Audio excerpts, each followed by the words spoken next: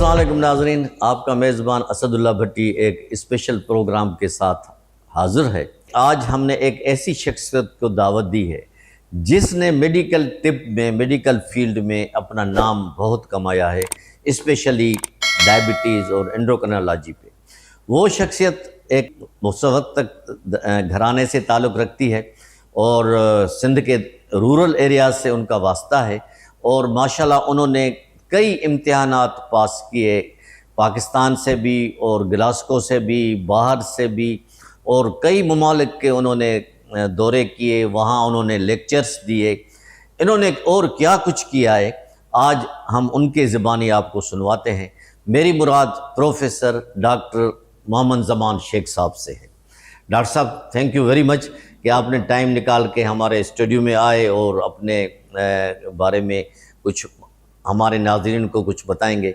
मेरा पहला सवाल आपसे ये है कि बचपन से हम शुरू करते हैं कि बचपन आपका कहाँ से गुज़रा और आपका किस गांव से ताल्लुक़ है, और मुख्तसरन के सेकेंडरी एजुकेशन के बाद जो है कुछ वो आगे भी हम फिर बाद में आपसे पूछेंगे, ये हमारे नाज़रीन को बताएं। जी, असदुल्ला भट्टी साहब, आपका बहुत शुक्रिया, आपने इज़्ज़त दी, बुलाया मुझे, थैंक यू। अच्छा, आपके सवालात के जवाब बाद दूंगा, मगर मैं शुरुआत करना चाहता हूँ एक सच्चे वाक़े से। अच्छा। एक कपल था, उसने शादी की, एक साल गुजर गया, बच्चा नहीं हुआ, दूसरा तीसरा चौथा बच्चा नहीं हो रहा था, इनफर्टिलिटी का केस था। 8 साल गुजर गए, बच्चा नहीं हुआ। तो उस शख्स की वालदा उस जमाने में, पुराने जमाने की बात है, वो हज पे गई। उस जमाने में बहरी जहाज पे जाते थे, हवाई जहाज पे इतना नहीं था, तकरीबन नहीं होता था उस जमाने में। और वहाँ उन्होंने दुआ मांगी कि मेरे बेटे को अल्लाह आप औलाद दो। तो उसके पूरे 9 महीने के बाद उस शख्स को बेटा पैदा हुआ और फिर फुल स्टॉप, फिर खत्म, फिर नहीं हुआ। वो बेटे आप थे? वो मैं था। माशाल्लाह माशाल्लाह। इसका मतलब है कि आप दादी साहिबा का जो अल्लाह से मांगा वो कबूल हुई, कबूलियत की घड़ी थी।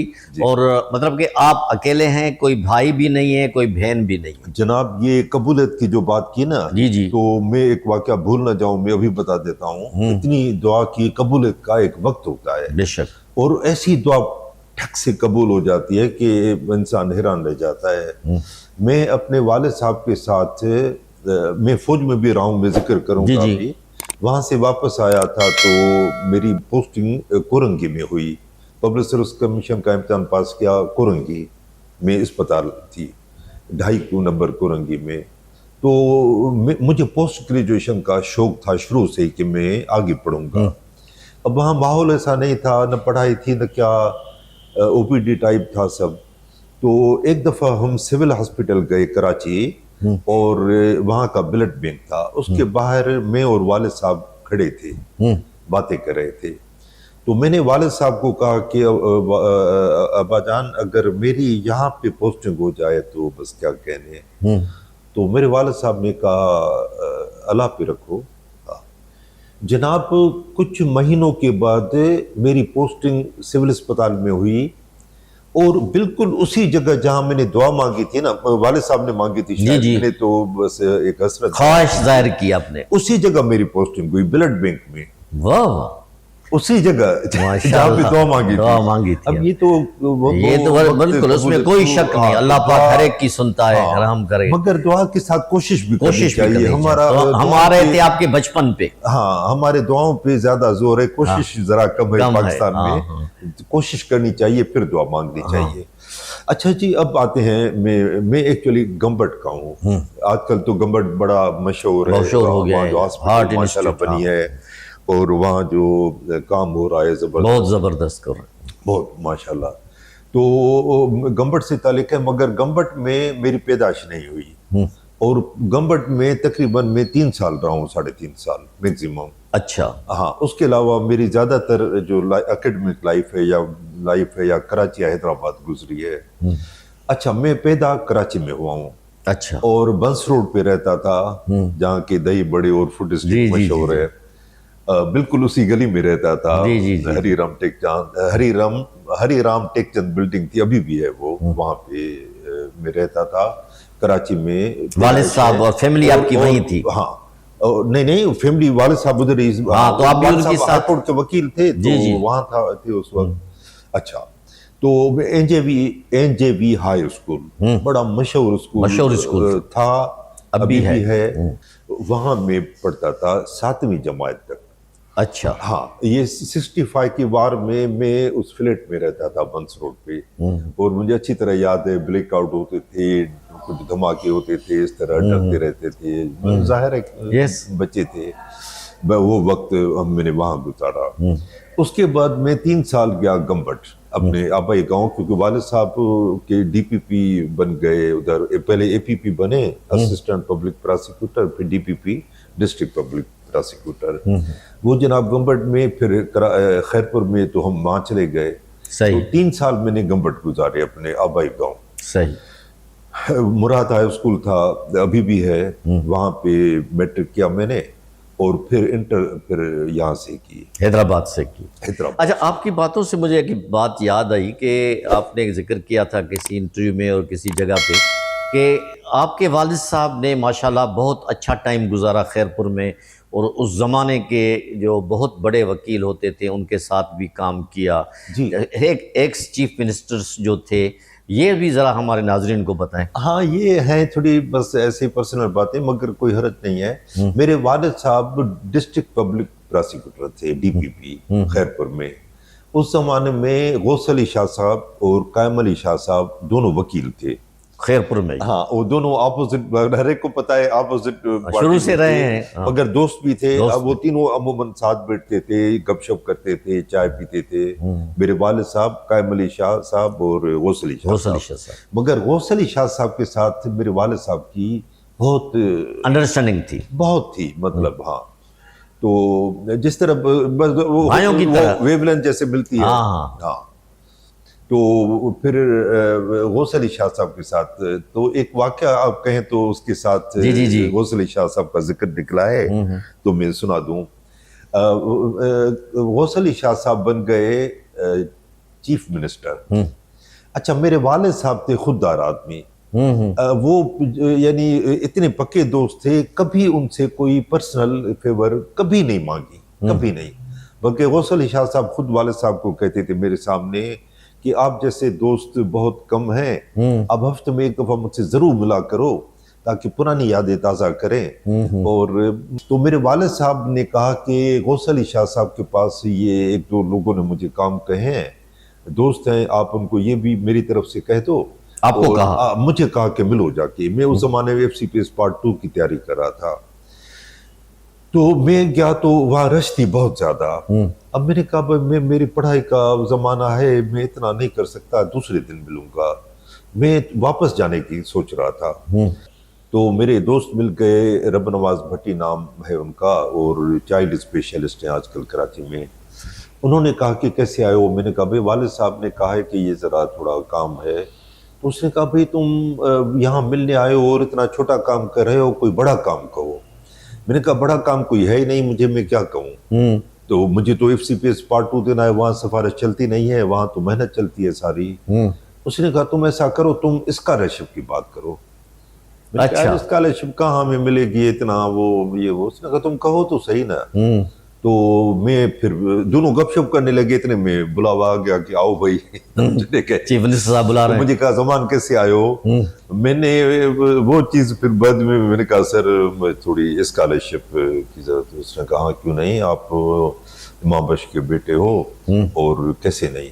ये और बात है कि स्कॉलरशिप फिर उन्होंने मंजूर की। फिर ब्रिटिश काउंसिल ने कंपटीशन थी, उसमें मैंने कॉम्पीट किया और टॉप किया था माशाल्लाह। फिर मुझे स्कॉलरशिप मंजूर हुई। बहरहाल मंजूरी जो इनिशियली दी ना, वो इस तरह हो गई, वो इस तरह, यानी अच्छी बात है ना कि मैं जाने वाला था, वो रब नवाज मिल गया बटी। सही सही। फिर मैंने वो की, हालांकि मेरे जहन में भी नहीं था। ये कुदरत की तरफ से एक दरवाजा खुल गया। सही। फिर अल्लाह की मेहरबानी से मैंने वो कॉम्पीट किया, पास किया वो ब्रिटिश काउंसिल। अच्छा, इस बात पे हम बाद में आते हैं। फिर मैं MSc करने गया। माशाल्लाह। हाँ, बात है। तो अब ये आप वहां तक पहुंचे थे कि हैदराबाद से आप इंटर किया। हैदराबाद उस जमाने में सचर सरमस इंटरमीडिएट कॉलेज था, साइंस कॉलेज, वहां पे मैंने इंटरमीडिएट किया। ये कौन से सन की बात है? ये 68 की, 68 में 68 की। और फिर हमारे जो शुरू हुए, अच्छा मैं एक मजे की बात बताऊं कि 5वीं जमात से लेकर, अल्लाह की मेहरबानी कहनी चाहिए, मैं इस स्कॉलरशिप पे रहा इंटरमीडिएट तक। Very good. हाँ, हर इम्तिहान में शायद फर्स्ट 10 के अंदर आता था। जी जी जी। तो बगैर उसके सिफारिश के, सिफारिश हमारी थी, उस जमाने में चलती भी कम थी। हाँ, तो बहरहाल वो यानी मेरिट पे 5वीं जमात से मुझे याद है। Very good. वो जो छोटी मोटी उस जमाने में होती थी स्कॉलरशिप, बहरहाल एजाज था वो भी। हाँ, कुदरत की तरफ से मिलती रही। सही। और इंटरमीडिएट तक मुझे याद है स्कॉलरशिप मिली। अच्छा, उस जमाने में मिलती थी, आजकल भी मिलती होगी। मिडिल क्लास होता था 8वां, फिर मैट्रिक। जी जी जी। बहरहाल तो बात यह है कि फिर लियाकत मेडिकल कॉलेज, अभी तो यूनिवर्सिटी है, उस जमाने में कॉलेज था। उस जमाने में सिंध में सिर्फ 2 कॉलेज थे, 2 मेडिकल कॉलेज, लियाकत। तो मैंने फिर LMC से किया और ग्रेजुएशन की। उस जमाने में वो झगड़े चल रहे थे, अयूब खान का जमाना आखिरी था, फिर भुट्टो साहब आ रहे थे। तो बड़ा आपको पता है कि 2 साल लेट हो गए थे सेशन। अच्छा। तो 2 साल लेट हो गया। बहरहाल 78 में मैंने MBBS पास कर लिया अल्लाह की मेहरबानी से। और पास करके मैंने हाउस जॉब फिर कराची में किया। अच्छा। NICH, national institute of child health पे, हाँ, जो जना अस्पताल के साथ है, वहाँ हाउस जॉब किया। इतने में आर्मी की कॉल आ गई। उस जमाने में आर्मी में डॉक्टर कम हो गए थे बहुत, आर्मी मेडिकल कॉलेज था ही नहीं। हाँ। तो उन्होंने सिविलियन डॉक्टर बुलाए। ये 79 80 की बात है। 70 की बात एग्जैक्ट। तो अच्छा, मेरा इरादा नहीं था। अब वहां धमकी आ गई थी कि जो नहीं आएगा उसके खिलाफ एक्शन ले सकते हैं। तो हम जाना पड़ा, शरीफ कानूनी आदमी, हम चले गए। तो मेजर शोएब थे, मेजर जनरल शोएब, साइकियाट्रिस्ट, वाह क्या पर्सनालिटी थी। वो इंटरव्यू ले रहे थे। अच्छा, मैं इनकार करने गया था कि मैं नहीं जाऊंगा आर्मी। तो मेजर शोएब साहब से मैंने कहा, सर मैं सही बात बताऊं, आर्मी में जाना नहीं चाहता। हाँ, मैं आया हूँ ये आपको बताने। उसने कहा क्यों नहीं जाना चाहते, बड़े प्यार से पूछा बजाय नाराज होने के। मैंने कहा सर मेरा इरादा पोस्ट ग्रेजुएशन करने का है और आर्मी में मुझे चांस नहीं मिलेगा। तो उसने कहा अच्छा, अगर आपको ऐसी जगह भेजें जहाँ पोस्ट ग्रेजुएशन कर सको फिर तो ठीक है ना। मैंने कहा सर फिर ठीक है, आप इतना कहते हैं तो। और उसने बिल्कुल वायदा अपना पूरा किया। पता नहीं क्या लिखा, पहली पोस्टिंग मेरी हुई CMH लाहौर। CMH लाहौर उस जमाने में छोटा सा था, तो मेडिकल तो बड़ी बन गया, बहुत छोटा था, बहुत पीसफुल। उस जमाने का लाहौर क्या था ईमान, इतनी यानी खुशबू होती थी शहर में, खुशबू सही इतने दरख्त फूल ये वो, लाहौर पता नहीं क्या था। यानी ये उस जमाने में जो लोग कहते थे जिन्हें लाहौर नहीं देखा वो जमिया ही नहीं। वो उस जमाने की बात है, आजकल की नहीं है।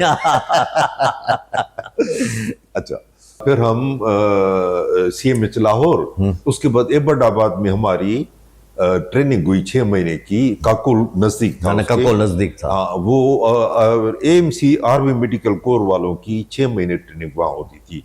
उसमें हमें सिखाते थे कि गन कैसे चलाओ, ये कैसे चलाओ, क्योंकि जंग अगर हो अल्लाह खैर करे, उस जमाने में होती तो हमें भी भेजते कि डॉक्टर हो भाई जाओ।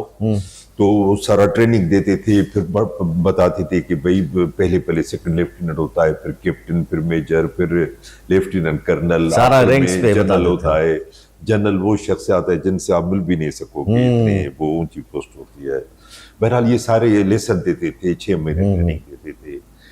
उसके बाद फिर मैं कराची आ गया। अच्छा, वो उन्होंने बहुत कहा कि आपको हम कंटिन्यू करते हैं, आपका CMH लाहौर के बाद आप कहीं और भी फिर CMH राहवाली, गुजरानवाला। अच्छा, गुजरानवाला, बाकी पीरियड मैंने वहां गुजारा। अच्छा, वहां मेरे जो बॉस थे वो मेरी आइडियल शख्सियत थे। अच्छा, अल्लाह उनको जन्नत नसीब करे, आमीन। उस जमाने में कर्नल थे, कर्नल जहीरुद्दीन। फिर तो लेफ्टिनेंट जनरल हुए, अब प्रिंसिपल भी रहे आर्मी मेडिकल कॉलेज के। वो जनाब क्या शख्स थे, वो मेरा आइडियल थे। अच्छा, तो वहाँ कितना अरसे आप रहे? मैं तकरीबन दोनों सारा मिला के? 3 साल रहा। 3 साल। अच्छा, एक दफा आपने जिक्र किया था कि वहाँ भी कोई 1-2 वाक़े आपके साथ आए हुए, हाँ। वो भी हमारे नाज़रीन को बताएं। हर जगह जनाब वाक़यात हुए। हाँ, हर जगह जहाँ जाहिर है कि वाक़यात सबके साथ सबके होते हैं। साथ होते हैं। अच्छा, 2 मैं सुनाऊंगा। हाँ। अच्छा, एक मेजर साहब थे हमारे, मैं कैप्टन था एएमसी, वो मेजर साहब मेजर एएमसी ईएनटी के स्पेशलिस्ट थे। अच्छा, वो कुछ लोग ऐसे होते हैं ना कि ख्वामखा रोब रखते हैं, ख्वामखा तंग करते हैं, बाकी सारे डिसेंट लोग थे। वो अकड़ता था बहुत हम पे, यानी कंस्क्रिप्टी का ग्रुप था पूरा, मगर मुझ पे खास मेहरबान था। तो वो अकड़ता था, रोब डालना इस तरह, तो सबको अच्छा नहीं लगता था, मुझे स्पेशली वो। तो मैं जब भी आर्मी में ये रूल है कि एक सीनियर को सैल्यूट करना होता है। अच्छा, मतलब जूनियर सीनियर को सैल्यूट सीनियर करें। आपसे गुजरे, देखो आपको सैल्यूट करना है। कैप्टन और मेजर तो बड़ा डिफरेंस है। अगर 1 नंबर भी, दोनों कैप्टन है मगर 1 नंबर सीनियर है ना, तो जूनियर को सीनियर को सैल्यूट करना पड़ता है, सैल्यूट करना पड़ता है और उसको जवाब देना पड़ता है। ये आर्मी के डिसिप्लिन है। आर्मी ब्रदरहुड है एक। आर्मी लाइफ एक अजीब लाइफ है, बिल्कुल। और मैं बहुत मिस करता हूँ आर्मी वाला कोई मिलता है ना आजकल, तो मैं समझता हूँ अपना भाई बंद मिल गया है। तो इतनी आपने 3 साल रहे हैं। अच्छा, तो मेजर की बात कर रहे थे। तो मेजर को मैं सैल्यूट नहीं करता था। अच्छा। हाँ, उसने मेरा दिल ही नहीं कहता था और उसको चढ़ाना भी थोड़ा चाहता था। तो मेजर साहब ने पहले जो इग्नोर किया, फिर जाकर 2IC second in command major Sabra थी, बंगाल की थी, उनको जाके शिकायत की कि कैप्टन जमान मुझे देखता है, गुजर जाता है, देखता है, सैल्यूट नहीं करता। उसने मुझे फौरन बुलाया, कहा भाई आर्मी के ये डिसिप्लिन होते हैं और ये हम एक्शन ले सकते हैं आपके खिलाफ। मैंने कहा मेजर साहब आप बिल्कुल सही कहती हैं, मगर मैंने इनको देखा ही नहीं है। जब मैं गुजरता हूँ तो मेरे अपने ख्यालों में होता हूँ। तो मैंने मोबाइल फोन तो उस जमाने में नहीं है, वरना मोबाइल फोन का बहाना कर देता। मैंने कहा मैंने जब देखो ही नहीं तो कैसे सैल्यूट करूं? सैल्यूट तो करूं जब मैं देखूं ना। अब मैं अपने ख्यालों में गुजर जाता हूं, मैं देखता नहीं हूं। उसने कहा ये तो सही बात है, मैं गंभट में था। ये कहा नहीं, ख्यालों में गंभट में था। सुहानी यादें गंभट की। हाँ, तो बहरहाल तो मैं जब देखो ही नहीं तो सैल्यूट कैसे करूं? उसने कहा ये तो सही बात है, जब देखोगे नहीं तो सैल्यूट कैसे करोगे? जाओ ठीक है, फर्स्ट क्लास। तो एक तो ये छोटा सा वाकया है, फिर तो हमें वो कहते हैं खुशी मिल गई। अच्छा, दूसरा वाकया उससे भी मजेदार है। अच्छा, हम थे कंस्क्रिप्टी। तो कंस्क्रिप्टी का मतलब होता है कि फौज में उस जमाने में जरूरतन लिया था 2 से 3 साल के लिए। अच्छा, उसको कंस्क्रिप्टी कहते थे। आजकल नहीं है, क्योंकि आजकल तो जरूरत से भी माशाल्लाह हर जगह ज्यादा डॉक्टर हैं। उस जमाने में जरूरत थी। हमें तो डिप्यूटेशन की ऑफर की, प्लाट जो भी होता है, हमने कहा नहीं भाई आर्मी में नहीं। अच्छा, दूसरा वाकया सुनाए तो समझते क्या। वाकया ये था कि हम कराची के 3 दोस्त थे। एक बेचारा शहीद हो गया फायरिंग में, बाद में कराची आके। बहरहाल अल्लाह जन्नत नसीब करे उनको। तो हम 3 दोस्त थे। हमारे साथ एक चौथा पारसी था, वो भी कराची का था। शरीफ आदमी, पारसी और बहुत अमीर था। अच्छा। उसका वालिद FRCA सर्जन था पुराने जमाने का। वो इतना अमीर था कि उसको सिर्फ छोड़ने के लिए एबटाबाद उसका एक मुलाजिम स्पेशली जहाज में, और वहाँ क्या उसको छोड़ के फिर उसकी वालिद को रिपोर्ट की कि आपका बेटा खैरियत से पहुंच गया है। इतने अमीर लोग थे। अब मैं तो सीधा साधा आदमी हूँ, मगर मेरे दोस्तों को शरारत सूझी। उन्होंने कहा कि यार इससे जरा थोड़ा हला गुला करते हैं। तो उन्होंने मुझे एक ड्रामा करके मुझे एक बदमाश के रूप में जाहिर किया कि कराची का बड़ा बदमाश है और भूसा आ जाए तो बस खंजर ठोंक देता है और मुक्का मार देता है। थप्पड़ मारना तो इसके लिए कोई बात ही नहीं है। बात ही है। और हम से अच्छा, मेरे सामने हम चारों जब होते थे तो दोनों वो मुर्गे बन जाते थे, चमचागिरी कर। हाँ, सर जो मैं कहूँ पानी, वो दोनों भागते थे पानी लेने के लिए। बहरहाल उसको इतना डरा दिया मेरे लिए कि वो समझने लगा कि इससे खतरनाक कोई इंसान है ही नहीं दुनिया में। उस पारसी को हाँ, फिर उसको मजाक की में, हाँ, लाइट मूड में। Light mood. फिर उनको कहते थे भाई आज जमान ने कहा है कि आज कढ़ाई गोश्त खाना है, अब क्या करें? वो कहा नहीं नहीं नहीं बिल्कुल करो, खाओ। फिर कढ़ाई गोश्त जनाब। इस तरह खाने पीने की हद तक बहुत एंजॉय किया हमने। अच्छा। अच्छा, तो फिर आर्मी से आप फिर आए FCPS करने? अच्छा, फिर वापस आके जनाब जुनून था हमारा पढ़ाई का, पोस्ट ग्रेजुएशन का शुरू से ही बस था इरादा कि करनी है। अच्छा, मैं समझ रहा था कि आर्मी में मैंने 3 साल जाया कर दिए। बाद में देखा कि मेरे सारे क्लास फेलो तो उधर ही फिर रहे हैं। अच्छा। हाँ, तो उन्होंने कोई मतलब कोई भी उस वक्त तक अचीवमेंट नहीं ली थी। नहीं की कि मैं डिप्रेस हो जाऊं। मैंने कहा यार ये तो वही है, मैं तो चलो अच्छा टाइम तो गुजार के आया आर्मी में। हाँ। इन्होंने तो वैसे ही गुजारा टाइम। हाँ। कुछ अचीव भी नहीं किया, तो मेरा हौसला बढ़ गया। और आर्मी की बड़ी यादगार मेरे दिन थे, मैं गोल्डन डेज कहता हूँ उनको। 3 FCPS की आपने? हाँ, FCPS मैंने कर लिया। फिर मैं MSc करने चला गया ग्लासगो यूनिवर्सिटी। अच्छा। उस जमाने में ग्लासगो यूनिवर्सिटी में MSc होती थी। अच्छा, नाम ही ग्लासगो यूनिवर्सिटी। अच्छा अच्छा। स्टेट क्लाइड काफी यूनिवर्सिटी है ग्लासगो में। हाँ हाँ। मगर सबसे जो ऑफिशियल बड़ी यूनिवर्सिटी है वो ग्लासगो यूनिवर्सिटी है। पूरी UK में 3rd नंबर पे है। अच्छा, वेरी गुड। अच्छा, वहां भी एक मजे की बात बताऊं। मैं ग्लासगो जैसे पहुंचा ना, तो रहायश का मेरे लिए मसला था, मुझे पता नहीं था कहाँ रहना है। तो मेरे साथ कुछ जहां भी जाओ ना एक ग्रुप बन जाता है। सही सही। तो मेरे साथ भी एक दोस्तों का इमीडिएट दोस्त जो थे वो एक जॉर्डन का था। वो मेरा दोस्त बन गया। ऐसे जैसे जाते हैं जी जी, दोनों की एक जैसी थी प्रॉब्लम्स। तो उसने कहा कि इनसे बात करो और अपना प्रॉब्लम बताओ जगह का।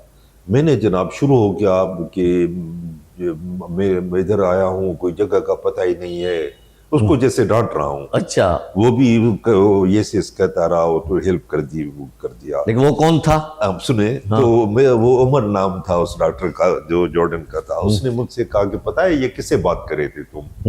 मैंने कहा मैंने तो समझा कोई ऑफिस का असिस्टेंट है। उसने कहा ये तुम्हारा बॉस है फ्यूचर का। ओ। Professor J. टॉमसन। अच्छा। उससे तुम बात कर रहे थे। मैंने कहा यार मैंने तो उसको डांट दिया। उसने कहा वो तुम्हें पता नहीं था, कोई बात नहीं, यहाँ ब्रॉड माइंडेड लोग होते हैं। तो जनाब उसने लाइक किया उसको, मेरे जो एक्सटेम्पोर बोला ना उस वक्त, मुझे वाकई पता नहीं था। मैंने फिर एक्सक्यूज किया।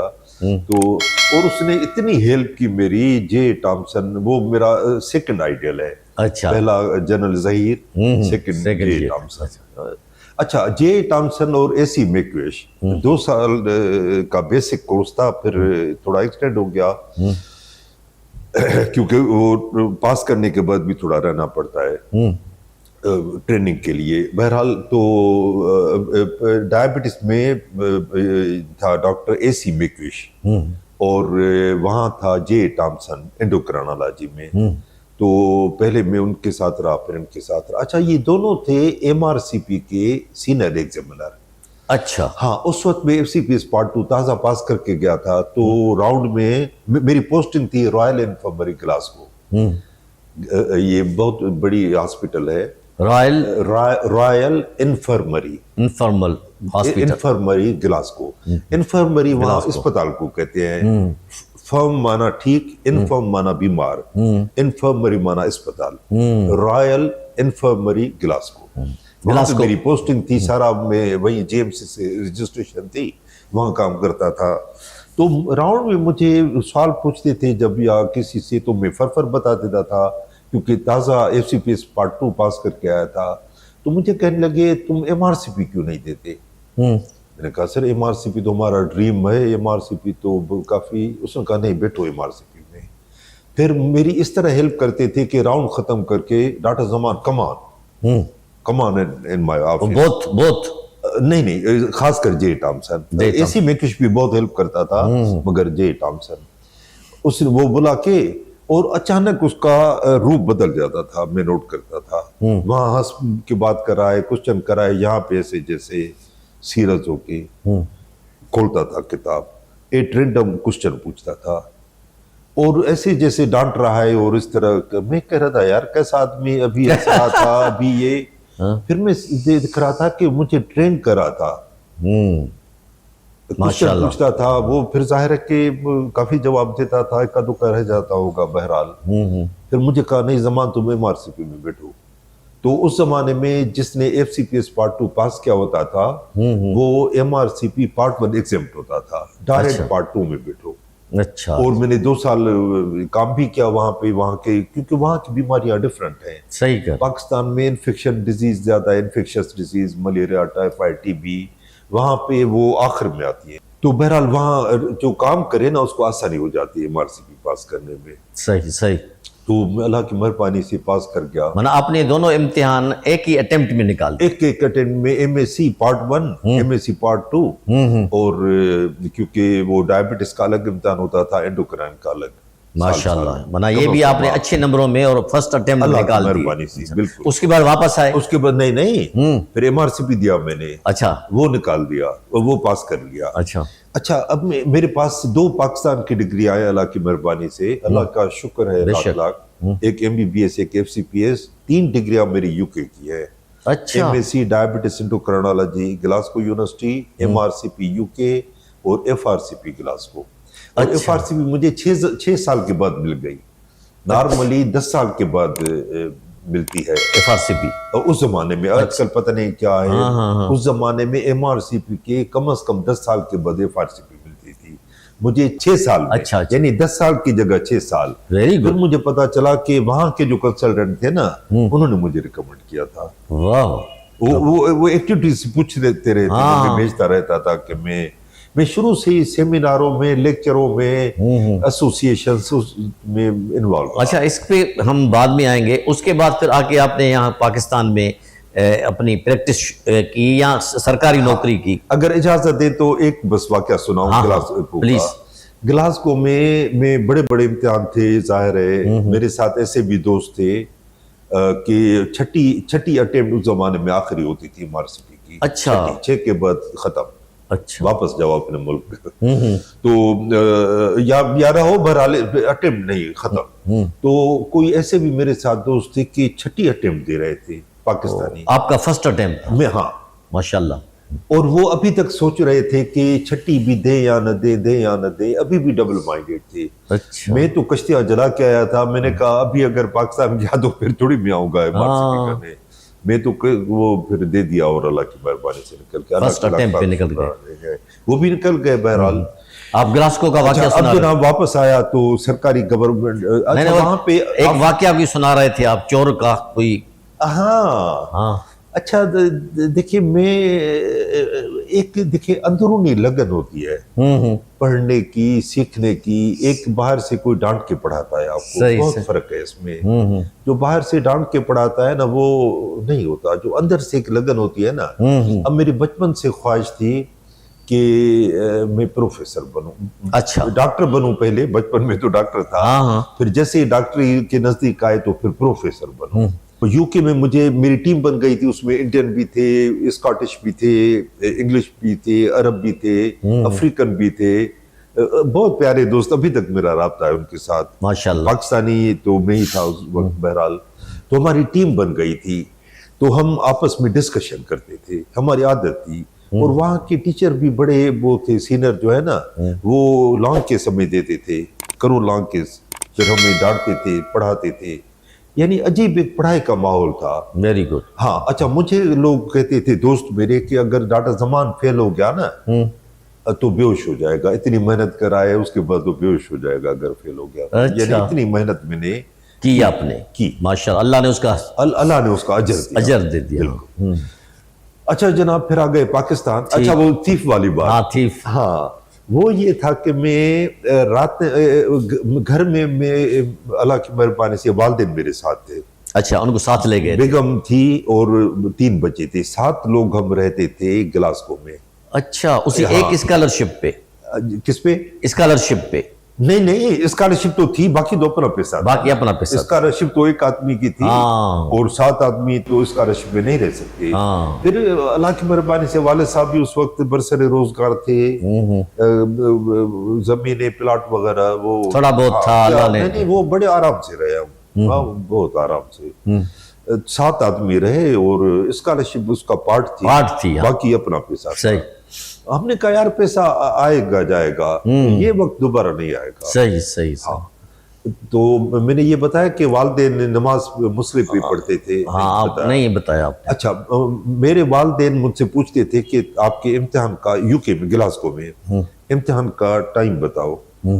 तो मैं 3 घंटे जो भी थे बताता था। वो तीनों घंटे हर इम्तिहान में मेरे वालिद और वालदा दोनों जाए नमाज पे होते थे। माशाल्लाह, जबरदस्त। ये उन्हीं की दुआएं भी हैं, अल्हम्दुलिल्लाह। बिल्कुल, दुआओं का। अभी उसके चोर पे आ जाए। हाँ, थीफ जो आपको नजर हाँ, तो मैं रात को उधर सोता था कि रात को 2 बजे ठक ठक हुई, तो मैंने कहा कि कोई चौकीदार आ गया है। बहरहाल मैं भी थोड़ा, मैं दरवाजा खुला, वो भी मुझे देख के घबरा गया। फिर दोनों ने अलग से लेके हाउ आर यू बस ऐसे करके वो भी चला गया, मैं भी अंदर। सुबह मुझे पता चला कि यहाँ चोरी हुई है। अच्छा। अजीब बात है कि वहां भी चोरियां कभी कभी होती है। हाँ। वो चोर साहब थे। तो ये अजीब वाकया है। बहरहाल ये भी अजीब वाकया तो थे। अच्छा, फिर आप पाकिस्तान जब आए? अच्छा, पाकिस्तान जब आया तो असिस्टेंट प्रोफेसर लग गया अल्लाह की मेहरबानी से। Very good. और पीपल्स मैंने सर्व हर जगह किया है। पीपल्स मेडिकल कॉलेज में 1 साल रहा हूँ, नवाब शाह। हाँ, चाणका मेडिकल कॉलेज में 2 साल रहा हूँ, यूके में 3 साल रहा हूँ, आर्मी में 3 साल रहा हूँ, और बाकी पीरियड 2 मेडिकल कॉलेज में गुजरा। 2 साल मैंने जना अस्पताल में डिप्यूटेशन पे गुजारे। माशाल्लाह। उस जमाने में प्रोफेसर ऐसे मुरब थे जो मेरी एज के हैं, या वो उनको अच्छी तरह पता होगा, क्या बड़े आदमी थे। उनके पास मैंने सीखा। ऐसे मतलब अल्लाह को प्यारे हो गए। हाँ। अच्छा नाज़रीन, ये डॉक्टर ज़मान साहब की आपने पूरी हिस्ट्री तो सुन ली, लेकिन उसके बाद उन्होंने फिर क्या किया, आइए उनसे फिर इसके बारे में पूछते हैं। डॉक्टर साहब, माशाल्लाह आपने इतनी डिग्रियां ली और MRCP भी की, FRCS भी, और यहाँ से भी FCPS किया। अल्लाह पाक ने आपको नवाजा, सब कुछ किया। उसके बाद माशाल्लाह अभी आप माशाल्लाह 70 के करीब हैं, लेकिन लगते नहीं हैं माशाल्लाह। तो आप इस हवाले से जब आप रिटायर हुए या जैसे ही आप असिस्टेंट प्रोफेसर बने, तो काफ़ी लोगों से, दोस्तों से पता चला कि आपने कई ममालिक में लेक्चर्स भी दिए, टूर्स भी किए। उस पर ज़रा मुख्तसरन रोशनी डालें। 92 के बाद मैं कंसल्टेंट बन गया, यहाँ यूके से वापस आ गया और फिर कंसल्टेशन स्टार्ट हुई। सब स्पेशलिटी मेरी डायबिटीज और हार्मोन डिजीज, एंडोक्राइनोलॉजिस्ट। उस जमाने में समद शेरा साहब, अल्लाह उनको जन्नत नसीब करे, आमीन, वो पाकिस्तान के बहुत बड़े डायबिटोलॉजिस्ट थे। उनके साथ मेरी उनसे हो गई, तो मुझे अपने साथ रखने लगे। तो मैं इंटरनेशनल डायबिटिक फेडरेशन की जनरल असेंबली का 4 साल मेंबर रहा हूँ। Very good. 2 साल फिर ऑब्जर्वर रहा हूँ। 6 साल में मेंबर वो है जो वोटिंग करता है कि प्रेसिडेंट कौन बनेगा, मैं उसमें शामिल था। तो इंटरनेशनल डायबिटिक के साथ जनरल असेंबली में 6 साल गुजारे हैं मैंने। फिर डास के diabetic association of study of diabetes, IDF का सब डिवीजन है, उसका फाउंडर मेंबर और एग्जीक्यूटिव मेंबर हूँ। Very good. फिर मीना IDF है, middle east north Africa international diabetic federation, वो एक IDF की सब ब्रांच है, उसमें का फाउंडर मेंबर और एग्जीक्यूटिव मेंबर हूँ। Very good. और कई मुल्कों में मैंने अल्लाह की मेहरबानी से दौरे तो खैर किए, कॉन्फ्रेंस अटेंड किए, लेक्चर दिए हैं मैंने जाके। अभी भी अल्लाह करेगा इंशाल्लाह अगस्त के 2nd वीक में दुबई में मेरा लेक्चर है। अच्छा, मैं जाऊंगा। तो मकसद है कि अभी भी आप रिटायरमेंट के बाद भी और मैं आप टच में हैं। हाँ, Pakistan society of endocrinology, Pakistan society of internal medicine, उसका मैं पूरे पाकिस्तान का नेशनल डायबिटीज चैप्टर है, उसका चेयरपर्सन हूँ। जावेद अकरम साहब प्रेसिडेंट हैं, बहुत माशाल्लाह हर एक उनका नाम का पता है, काफी मेहरबान है। तो और उनके साथ मिलके मैं काम करता हूँ। पाकिस्तान एंडोक्राइन सोसाइटी का मैं वाइस प्रेसिडेंट भी रहा हूँ, फाउंडर मेंबर हूँ। हम 6-7 लोग थे जिन्होंने पाकिस्तान एंटरप्रेन्योर सोसाइटी कराची में बुनियाद रखी। मैं उनमें शामिल था। अच्छा, ये जो कुछ आपने किया, मुख्तलिफ ममालिक में लेक्चर्स दिए, दौरे किए, और अपना अभी भी आप किसी एक हॉस्पिटल में, सर सैयद हॉस्पिटल में हेड ऑफ डिपार्टमेंट हैं, रिटायरमेंट के बाद उसमें ज्वाइन किया है। कोई एक मुख्तसरन ऐसा नाकाबिल फरामोश वाक़या पूरी ज़िंदगी का, from the childhood up to the now, पूरी ज़िंदगी का जो एक ऐसा वाक़या जो हम हमारे नाजरीन आपको, वाक़े तो बहुत होंगे। मैं दुबई के एयरपोर्ट पे था और मुख्तसरन बताता हूँ। मैंने देखा कि टॉयलेट में पर्स एक अटका हुआ है। मैं वापस आया और साथ ही उस वक्त मैं बाहर गया तो मुझे समझ में नहीं आ रहा था मैं क्या करूं। शुक्र है मेरे पास टाइम था। उनको देना नहीं चाहता था इंफॉर्मेशन वालों को। मैंने कहा कोई खुद ही रख ले तो क्या भरोसा। तो पर्स में थोड़ा टाइम था तो मैं साथ ही वो जो टूथपेस्ट करने लगा।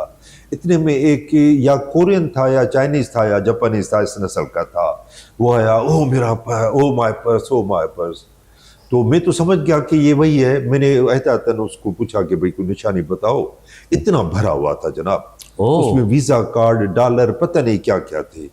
फिर वो निशानियां मैंने देखी और उसका पर्स था, मैंने दे दिया। अब मैं उसको ये बताना भूल गया कि मैं मुसलमान हूँ और पाकिस्तानी हूँ, क्योंकि वो जल्दी में था। जैसे पर्स मिला उसने 3 दफा ऐसे किया, फिर भागा। वो उसका जहाज शायद जा रहा था। जनाब उस वाक़े के बाद जो अल्लाह ने मुझे बरकत दी है ना, माशाल्लाह, मैं बता नहीं सकता। Sir thank you very much doctor Zaman, आपने टाइम निकाला और हमारे नाजरीन को अपने बारे में, अपनी लाइफ के बारे में और कुछ मोटिवेट कर भी किया, बातें अच्छी की। Once again thank you very much. मेहरबानी। नाजरीन, आपने प्रोफेसर डॉक्टर मोहम्मद ज़मान शेख साहब की बातें सुनी। उन्होंने किस तरह अपनी फैमिली का और अपने मुल्क का नाम रोशन किया। इसमें हमें 2-3 सबक मिलते हैं।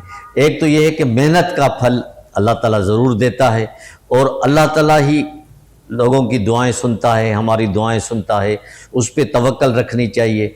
और तीसरी बात यह है कि आदमी को सच्चा होना चाहिए, किसी का हक नहीं खाना चाहिए। तो डॉक्टर साहब ने बहुत अच्छी बातें बताई और इसी वजह से अल्लाह ने इनको ऐसी इज़्ज़त दी है कि ये अभी डायबिटीज़ के पाकिस्तान के बहुत ही बेहतरीन डॉक्टर्स में, प्रोफेसर्स में शुमार होते हैं। अगर आप इस प्रोग्राम को देख के कोई राय देना चाह रहे हैं तो हमारे स्क्रीन पे ईमेल एड्रेस और हमारा फ़ोन नंबर, सेल नंबर आपको नज़र आ रहा होगा। उस पर आप हमें उस पर अपनी राय दें। इसी के साथ ही अपने मेज़बान असदुल्ला भट्टी को इजाज़त दीजिए। अल्लाह हाफिज़।